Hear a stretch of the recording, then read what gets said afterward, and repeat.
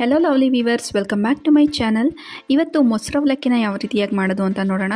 ಮೊದಲು ನೀವಿನ್ನೂ ನಮ್ಮ ಚಾನಲ್ಗೆ ಸಬ್ಸ್ಕ್ರೈಬ್ ಆಗಿಲ್ಲ ಅಂದರೆ ದಯವಿಟ್ಟು ಸಬ್ಸ್ಕ್ರೈಬ್ ಮಾಡಿ. ಈ ವಿಡಿಯೋ ಇಷ್ಟದಲ್ಲಿ ದಯವಿಟ್ಟು ಲೈಕ್ ಮಾಡಿ, ನಿಮ್ಮ ಅನಿಸಿಕೆ ಅಭಿಪ್ರಾಯಗಳನ್ನ ನಮಗೆ ಕಾಮೆಂಟ್ ಮೂಲಕ ತಿಳಿಸಿ. ಮೊಸರು ಅವಲಕ್ಕಿ ಮಾಡಲಿಕ್ಕೆ ನಾನಿಲ್ಲಿ ಮೀಡಿಯಮ್ ಆಗಿರುವಂತಹ ಅವಲಕ್ಕಿನ ಒಂದು 5 ನಿಮಿಷಗಳ ಕಾಲ ನೀರಲ್ಲಿ ನೆನೆ ಹಾಕಿ ಹಿಂಡಿ ಇಟ್ಕೊಂಡಿದ್ದೀನಿ. ಇವಾಗ ಒಂದು ಬಾಣಲಿಗೆ ಸುಮಾರಾಗಿ ಒಂದು 2ರಿಂದ 3 ಟೇಬಲ್ ಸ್ಪೂನ್ನಷ್ಟು ಅಡುಗೆ ಎಣ್ಣೆನ ಹಾಕ್ಕೊಂಡು ಇದಕ್ಕೆ ಒಂದು ಅರ್ಧ ಟೇಬಲ್ ಸ್ಪೂನ್ನಷ್ಟು ಸಾಸಿವೆ, 1 ಟೇಬಲ್ ಸ್ಪೂನ್ ಕಡಲೆಬೇಳೆ, 1 ಟೇಬಲ್ ಸ್ಪೂನ್ ಉದ್ದಿನಬೇಳೆನ ಹಾಕ್ಕೊಂಡಿದ್ದೀನಿ. ಸೊ ಇದನ್ನು ಸ್ವಲ್ಪ ಹೊಂಬಣ್ಣಕ್ಕೆ ಬರೋ ತನಕ ರೋಸ್ಟ್ ಮಾಡ್ಕೊಳ್ಳೋಣ. ನಂತರ ಇದಕ್ಕೆ ಒಂದು ಇಡಿಯಷ್ಟು ಗೋಡಂಬಿನ ಹಾಕ್ಕೊಂಡಿದ್ದೀನಿ. ನಿಮಗೆ ಬೇಕಾದರೆ ಹಸಿರು ಮೆಣಸಿನ್ಕಾಯಿ, ಒಣಮೆಣಸಿನ್ಕಾಯಿ ಯಾವ್ದು ಬೇಕಾದ್ರೂ ಸೇರಿಸ್ಕೋಬೋದು. ಸ್ವಲ್ಪ ಕರಿಬೇವು ಹಾಗೆ ತುರಿದಿರೋ ಅಂತಹ ಶುಂಠಿನೂ ಸಹ ಸೇರಿಸ್ಕೊತಾ ಇದ್ದೀನಿ. ಶುಂಠಿ ಸೇರಿಸ್ಕೊಂಡ್ರೆ ತುಂಬಾ ಚೆನ್ನಾಗಿರುತ್ತೆ ಟೇಸ್ಟು. ಕೊನೆಯದಾಗಿ ಲಾಸ್ಟಲ್ಲಿ ನೀವು ಒಣ ದ್ರಾಕ್ಷಿನೂ ಸಹ ಇದಕ್ಕೆ ಸೇರಿಸ್ಕೋಬೋದು.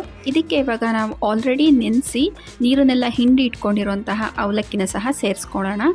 ಇದ್ರ ಮೇಲ್ಗಡೆ ತುರಿದಿರೋಂತಹ ತೆಂಗಿನಕಾಯಿ ತುರಿ ಸ್ವಲ್ಪ ಹಾಕ್ಕೊತಾ ಇದ್ದೀನಿ. ರುಚಿಗೆ ತಕ್ಕಷ್ಟು ಉಪ್ಪು ಹಾಗೆ ಸ್ವಲ್ಪ ಕೊತ್ತಂಬರಿ ಸೊಪ್ಪು ಈ ರೀತಿ ಸಣ್ಣದಾಗಿ ಹೆಚ್ಚಾಕೊತಾ ಇದ್ದೀನಿ. ನಾನಿಲ್ಲಿ 1 ಕಪ್ ಅವಲಕ್ಕಿ ಬಳಸಿರೋದ್ರಿಂದ ಇದಕ್ಕೆ ಒಂದು ಅರ್ಧ ಕಪ್ಪಿನಷ್ಟು ಗಟ್ಟಿ ಮೊಸರನ್ನ ಹಾಕ್ಕೊಂಡಿದ್ದೀನಿ. ಗಟ್ಟಿ ಮೊಸರು ಬಳಸಿದ್ರೆ ಸ್ವಲ್ಪ ನೀರನ್ನು ಸಹ ಸೇರಿಸ್ಬೋದು. ಸೊ ಇದನ್ನೆಲ್ಲ ಚೆನ್ನಾಗಿ ಮಿಕ್ಸ್ ಮಾಡ್ಕೊಂಡಾದ ನಂತರ ನಮಗೆ ಅವಲಕ್ಕಿ ಮೊಸರನ್ನ ರೆಡಿ ಆಗುತ್ತೆ.